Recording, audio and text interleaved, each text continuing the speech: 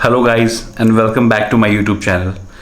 Video शुरू करने से पहले मैं आपको ये बता दूं कि ये वीडियो कोई नॉर्मल ट्रैवल व्लॉग नहीं है ये travel vlog he, but unlike other travel vlogs ये वीडियो बहुत ही ज़्यादा स्पेशल है मेरे लिए, क्योंकि जब मैंने यूट्यूब शुरू भी नहीं किया था तब से इस वीडियो की प्लानिंग कर रहा था मैं कि इस जगह को एक्सप्लोर ज़रूर करूँगा एक दिन। जब मैं इस जगह पर पहुँचा तो मेरी जितनी भी प्लानिंग्स थी सब धरी की धरी रह गई, और जो जानकारी और जो डिटेल्स मिली हमें इस जगह के बारे में that was out of this world.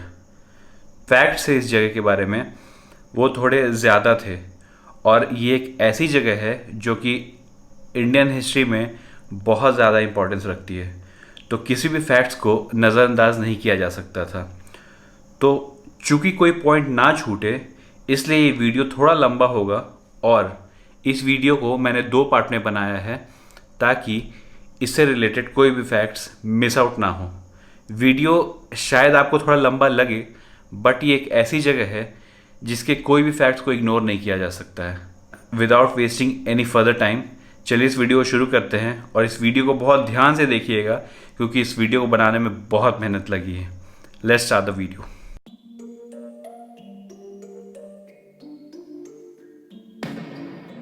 I've been up for 3 nights. My eyes are bloodshot red. Damn, I wanna see the sunshine. It's getting to my head. One look in the mirror. तो आज हम जा रहे हैं Nalanda university. जैसा कि आपको समझ में आ ही गया होगा ब्लॉग का टाइटल देखकर, तो Nalanda university was one of my dream destination, जहाँ की मैं जाकर व्लॉग बनाना चाहता था। ड्रीम प्रोजेक्ट जिसे आप कह सकते हैं, क्योंकि बहुत ही बड़ा इतिहास जुड़ा है उसके साथ, और बहुत चीज़ें हैं जो लोगों को जाननी चाहिए पर लोगों को नहीं पता है। तो उन्हीं चीज़ों को बताने के लिए और नालंदा यूनिवर्सिटी को अच्छे से एक्सप्लोर करने के लिए आज हम निकल पड़े हैं नालंदा यूनिवर्सिटी की ओर। आई होप कि बंद ना हो, let's hope for the best. पे आप देख सकते हैं ruins of Nalanda 2.5 kilometres towards right, और ये देखिए मेरे सामने आपको नालंदा द्वार दिख जाएगा, तो दूर से आपको पता चल जाएगा कि नालंदा यूनिवर्सिटी की ओर आप बढ़ रहे हैं।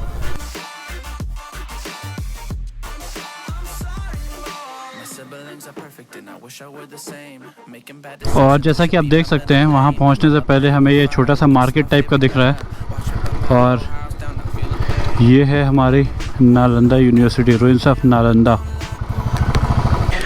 ऑलराइट, तो जैसा कि आप मेरे पीछे देख पा रहे होंगे हम आ चुके हैं नालंदा यूनिवर्सिटी में।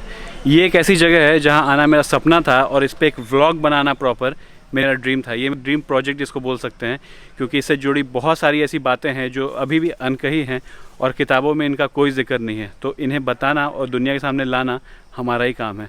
तो इसके साथ हमें थोड़ी मदद भी लगेगी इस काम के लिए, तो इसके लिए हमारे साथ हैं यहाँ के जो ऑफिशियल गाइड हैं। आपका नाम क्या हुआ सर? नवीन कुमार मेरा नाम है। नवीन कुमार जी हैं जो यहाँ पे ऑफिशियल गाइड हैं।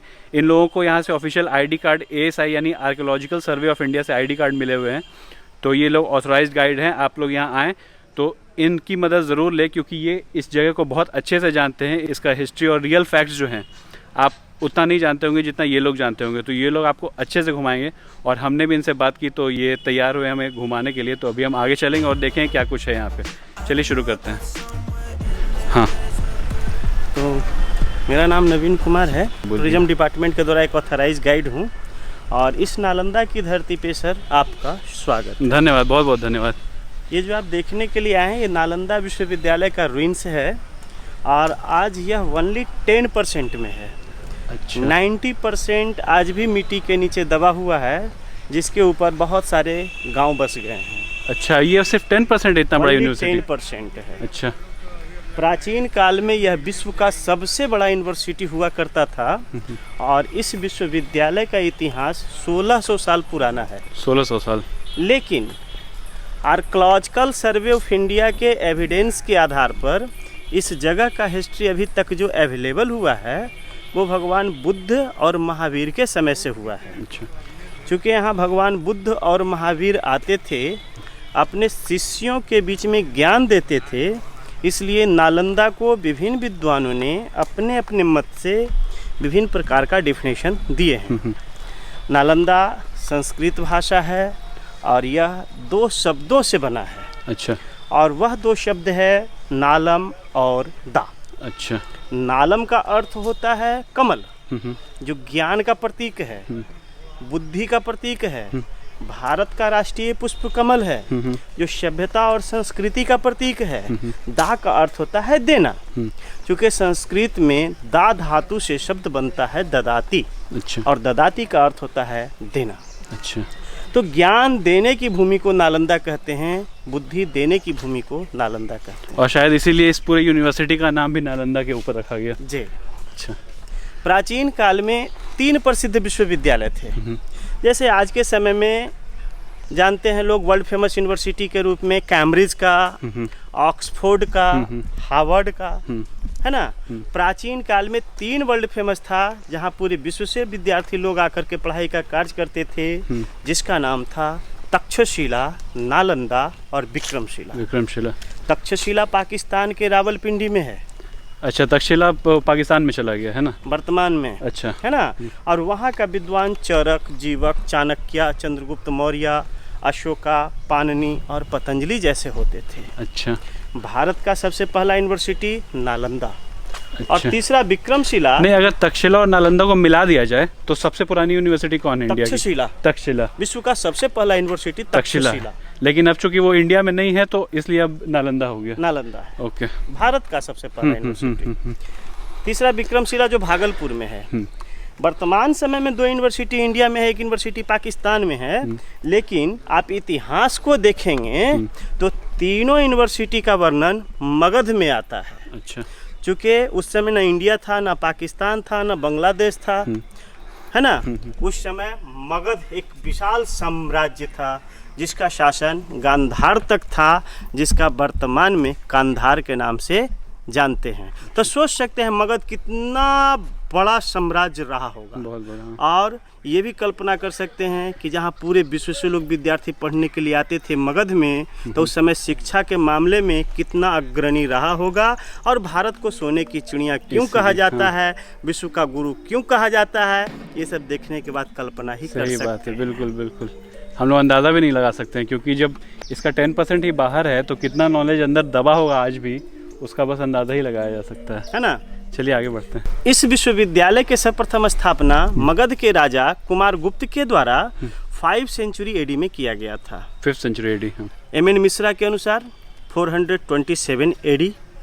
उसके बाद इसका डेवलप 7th सेंचुरी एडी में कन्नौज के राजा हर्षवर्धन किए, और सबसे ज़्यादा डेवलप 9th सेंचुरी में बंगाल के राजा देवपाल किए। देवपाल। अच्छा। 800 साल तक कंटिन्यू पढ़ाई का कार्य चला।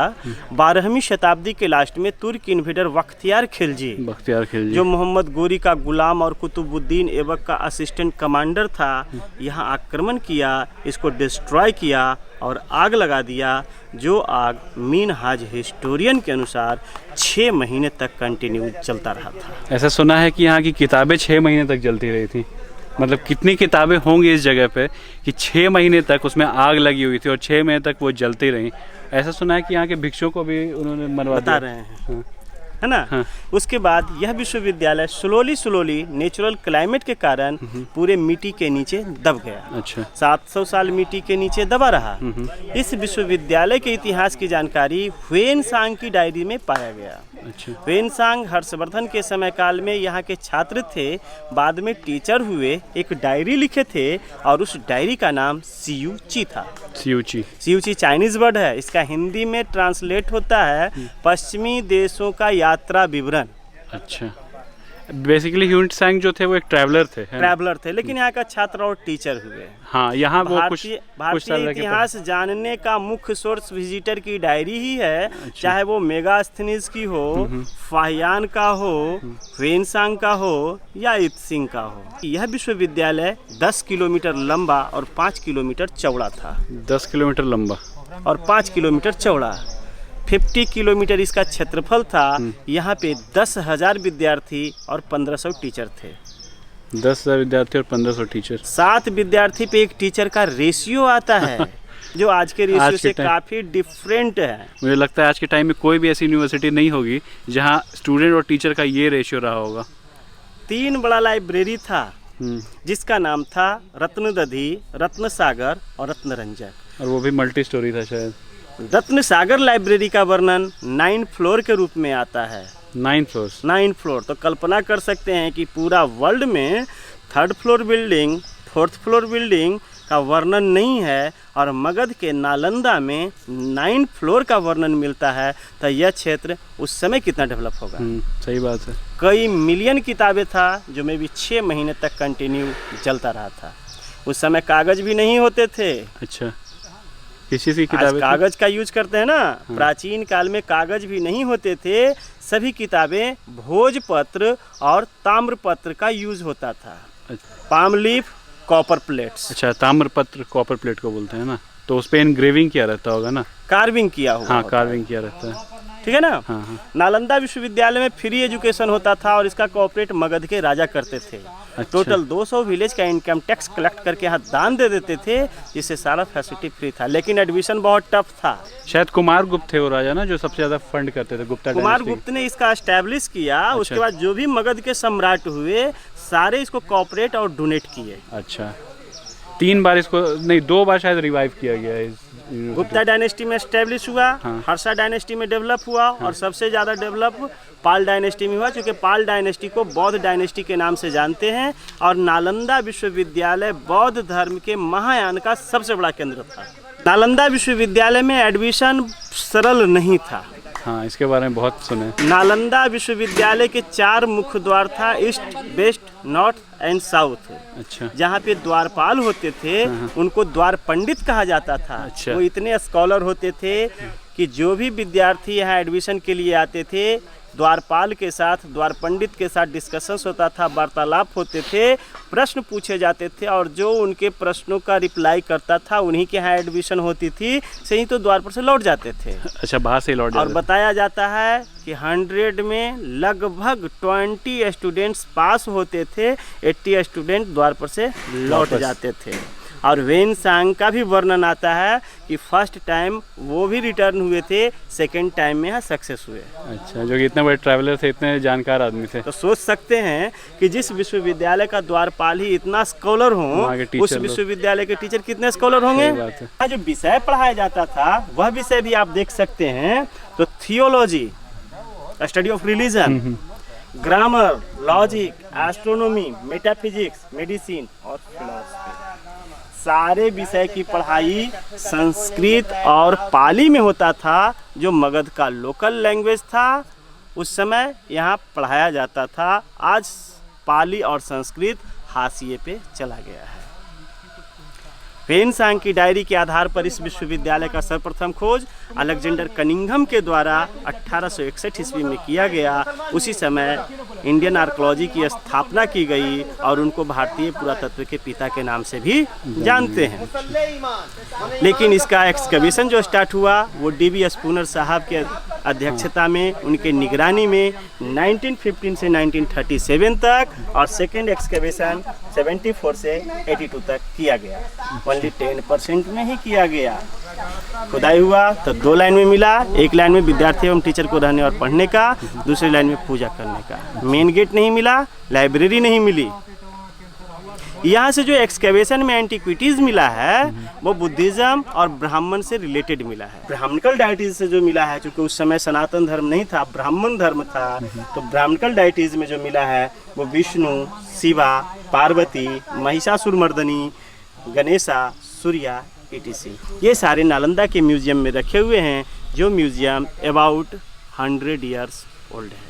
अच्छा, ठीक है, तो चलते हैं नालंदा विश्वविद्यालय के भग्नावशेष देखते हैं। हाँ, तो बेसिकली यहाँ पे हम बाहर खड़े होकर जो बेसिक इसका बैकग्राउंड था इस यूनिवर्सिटी का, मतलब जो खोज हुई इस यूनिवर्सिटी की, उसकी जानकारी ले रहे थे। और अब हम बढ़ेंगे यूनिवर्सिटी की ओर। ये देखिए मेरे पीछे, जैसा कि आप देख रहे होंगे, यूनिवर्सिटी का गेट है बिल्कुल। यहाँ से हम एंटर करेंगे और डिटेल में जानेंगे कि यहाँ क्या क्या है और कैसे कैसे यहाँ सब चीज़ हुआ करती थी, क्या प्रोसेस था सब चीज़ का यहाँ, क्यों यहाँ नॉलेज का इतना बड़ा भंडार था और क्यों इस जगह को ख़त्म कर दिया गया। तो चलते हैं अंदर, और ये है यहाँ का मेन एंट्रेंस, जैसा कि मेरे पीछे आप देख रहे हैं। अब स्टार्ट करते हैं। नालंदा विश्वविद्यालय का रूइंस स्टार्ट होता है और यहाँ आप 30% रिपेयरिंग देखेंगे, 70% ओरिजिनल देखेंगे। जैसा कि उस समय सीमेंट नहीं था, 70% ओरिजिनल। हाँ, ठीक है। जैसा कि मालूम है आपको कि उस समय सीमेंट नहीं था। हाँ। दीवारों का निर्माण चूना, सुर्की, उड़द का दाल, मिट्टी, गन्ने का जूस और बेल के जूस से होता था, जो आज खाने और पीने को नहीं मिलता है। तो सोच सकते हैं मगध कितना समृद्धशाली भी रहा होगा। कोई इमेजिन भी नहीं कर सकता कि इन चीज़ों से कंस्ट्रक्शन हो सकता है।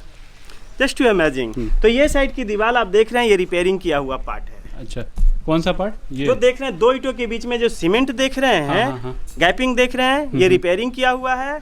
लेकिन ये साइड की दीवार जो देख रहे हैं ओरिजिनल है, नेचुरल है, विदाउट गैपिंग, विदाउट सीमेंट। ये सब पार्ट रिपेयरिंग है। यस, पूरा पार्ट। और जैसा कि आप मेरे पीछे देख पा रहे हैं, ये जो पार्ट है इस दीवार का, ये ओरिजिनल पार्ट है जो नालंदा यूनिवर्सिटी का था। और ये नीचे जो आप सीमेंटेड पार्ट्स देख रहे हैं, ये रिपेयर्ड पार्ट है, जिसको रिपेयर करके रिवैम्प मतलब दोबारा से बनाया गया है।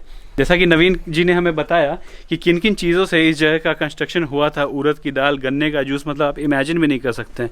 और चलिए इसी के साथ हम और अंदर जाते हैं और देखते हैं यहाँ के। यहाँ देखा जाए तो मेन गेट नहीं मिला है, इसलिए इंडियन टूरिस्ट या फॉरेनर टूरिस्ट को विजिट करने के लिए इस सॉलिड दीवार को काट करके एक रास्ता बनाया है, जो दीवार की चौड़ाई 10 फुट से ऊपर पाया गया। ह्वेनसांग ने अपने डायरी में 108 मोनेस्ट्रीज का वर्णन किए थे। मोनेस्ट्रीज का हिंदी होता है विहार, और विहार का डिफिनेशन होता है रहने, पढ़ने, घूमने की जगह को विहार कहते हैं। और इस स्टेट का नामकरण इसी विहार से किया गया है। अच्छा, है ना, विहार से बिहार हुआ। अच्छा, बिहार का। तो विहार मोस्टली पाली शब्द है। अच्छा, ठीक है, पाली लैंग्वेज है। तो ह्वेनसांग ने अपने डायरी में 108 विहार के बारे में लिखे थे, लेकिन जो 1 किलोमीटर की एरिया में एक्सकैवेशन किया गया तो ओनली 11 मिला। अच्छा, 97 मिट्टी के नीचे दबा हुआ है। अच्छा, 108 होली नंबर है। अच्छा, हाँ, है ना, चाहे वो बुद्धिज्म में हो, सनातन में हो, या सनातन में भी, जैनिज्म में। जो माला हम लोग जब करते हैं उसमें भी 108 दाने होते हैं। सब कनेक्टेड है एक तरीके से। ठीक है, तो ये एक विहार है। अच्छा, चारों तरफ इसके रूम्स हैं। अच्छा, एक विद्यार्थी के लिए एक रूम्स होता था। ये सब रूम्स है। हाँ, अच्छा, स्टूडेंट्स के लिए। अच्छा। इसके दरवाजे बंद पड़े हैं, देख रहे हैं। हाँ। इंडियन आर्कोलॉजिस्ट के आधार पर यह रूम 1600 साल पुराने 1600 ईयर्स ओल्ड है। अच्छा, जिसके दरवाजे बंद पड़े हैं। इसका मेन कारण है नालंदा विश्वविद्यालय डिफरेंट राजाओं के द्वारा डेवलप किया गया, डिफरेंट डायनेस्टी में।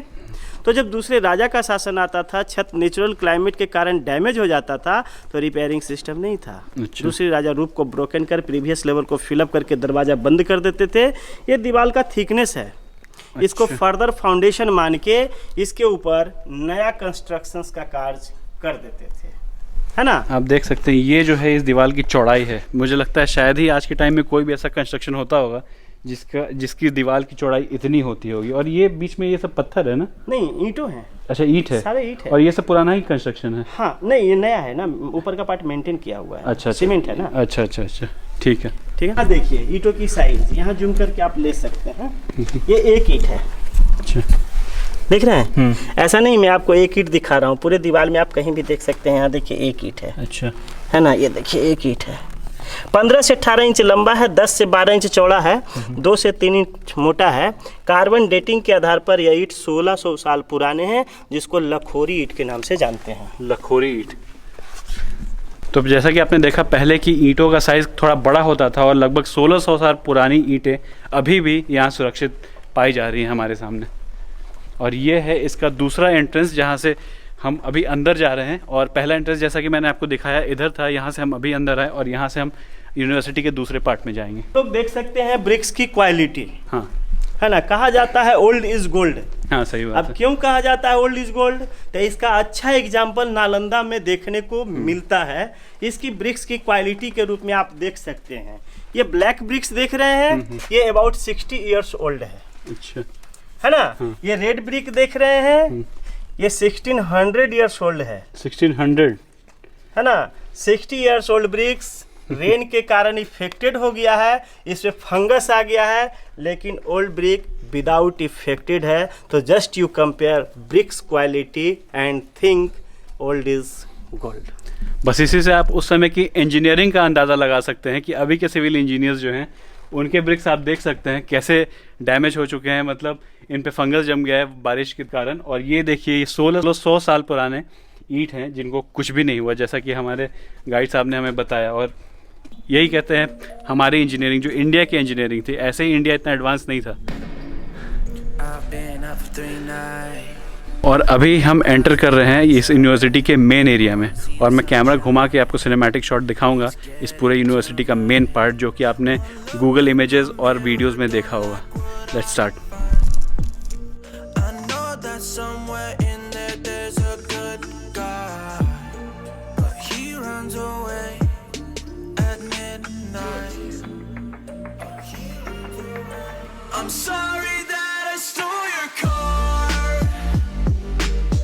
Ain't got those tattoos on my arms that don't mean shit to me. Maybe you should pull the alarm, so I don't take it way too far. Die before I'm 23. I'm sorry, Mom. वो part जो मैंने आपको अभी दिखाया वही इस university का main part हुआ करता था, और अभी हम वहाँ भी जाएंगे। पहले यहाँ जैसे जैसे हम गुजर रहे हैं इन चीज़ों को एक्सप्लोर करेंगे और आपको बताते जाएंगे। ये जो देख रहे हैं दोनों साइड प्लेटफॉर्म देख रहे हैं, ये मेडिटेशन प्लेस है। अच्छा, मेडिटेशन प्लेस, ध्यान करने का स्थान है, आपको दोनों साइड मिलेगा। मेडिटेशन करने का स्थान है, एक इस साइड और एक इस साइड। इतिहास बतलाता है कि प्राचीन काल में जितने भी सोशल रिफॉर्मर थे, जितने भी हैं, सारे को ज्ञान की प्राप्ति मेडिटेशन के बाद हुआ है। अच्छा, चाहे भगवान बुद्ध हो, महावीर हो, जैमिनी हो, कपिल हो, पतंजलि हो, रामकृष्ण परमहंस हो या विवेकानंद हो, सभी को ज्ञान की प्राप्ति मेडिटेशन के बाद हुआ है। आज 95% लोग डिप्रेशन में रहते हैं विदाउट मेडिटेशन। सही बात है। Meditation is a part of life. जो भी खुदाई में मिला इस लेआउट में दिया गया है। नालंदा विश्वविद्यालय खुदाई से पूर्व पूरे मिट्टी के नीचे दबा हुआ था, जिसका एविडेंस आप वहाँ मिट्टी के टीला के रूप में देख सकते हैं। अच्छा, हाँ, है ना, जूम करके उसको ले सकते हैं। खुदाई से पहले वैसा ही दिखाई देता था। ये पार्ट जो आप देख रहे हैं ये पूरा मिट्टी का पहाड़ टाइप का टीला बना हुआ है। इसी से हमें पता चलता है कि ये पूरा का पूरा एरिया जो है वो मिट्टी के नीचे दबा हुआ था, और मिट्टी के नीचे से इसे खोद करके ASI द्वारा यानी आर्कियोलॉजिकल सर्वे ऑफ इंडिया के द्वारा निकाला गया है। तो इतना ऊंचा था जैसा कि आप देख रहे हैं पीछे। कंटिन्यू एक्सकेवेशन किया गया तो ये सारा चीज़ मिला है, जिसमें ये लेआउट के मार्फत से, लेआउट के सहारे से हम लोग समझने का प्रयास करते हैं। अच्छा, खुदाई हुआ तो 2 लाइन में मिला। ये पूरा लाइन मोनेस्ट्रीज लाइन है। अच्छा, ये मोनेस्ट्रीज लाइन 11 मिले हैं। दूसरे लाइन में पूजा करने के लिए बौद्ध मंदिर मिला है। मंदिर को स्तूप और चैत्य कहते हैं। अच्छा, चैत्यास, है ना, स्तूपा एंड चैत्यास। अच्छा, छोटे छोटे सेल्स देख रहे हैं, यू आर लुकिंग, ये रूम्स हो गया, स्टूडेंट्स रहने का कमरा। ये आंगन पढ़ाई करने का स्थान हो गया, और ये प्लेटफॉर्म टीचर बैठने का स्थान हो गया, और बिहाइंड में टीचर्स का रूम हो गया। अच्छा, जितने भी हॉस्टल हैं सारे हॉस्टल का कंस्ट्रक्शंस नियरली सिमिलर है। सेकेंड लाइन में 3 बड़े मंदिर हैं जिसको चैत्य कहते हैं, और इस शब्द की उत्पत्ति संस्कृत से हुआ है। अच्छा, क्योंकि कहते हैं सभी भाषाओं की जननी संस्कृत है। It's a mother of all languages. हाँ, तो संस्कृत में वर्ड आता है चित्त। चित्त मीन्स होता है मन। चित्त से हुआ चिंतन। अच्छा। और जहाँ पर बैठ करके चिंतन करते हैं उसी को चैत्य कहते हैं। इंग्लिश में टेम्पल कहते हैं, हिंदी में मंदिर कहते हैं, इस्लाम में मस्जिद कहते हैं। हाँ। अच्छा, एक बात बताइए, ये जो पूरा मैप है ये पूरे यूनिवर्सिटी का है कि जितना निकला 10% ओनली एक्सकेवेटेड पार्ट है उसका ही ये मैप है? अच्छा अच्छा, ठीक है ठीक है ठीक है। तो ये चैत वो मिट्टी का टीला, दूसरा पेड़ के पीछे, और तीसरा सबसे लास्ट में ये नालंदा का मेन पार्ट जिसको स्तूप कहते हैं, जो वो पार्ट है सामने है ना। अभी आप यहाँ पे हैं। अच्छा, ठीक है। यहाँ से इंटर हुए थे, ये पार्ट को अभी आप देख रहे थे।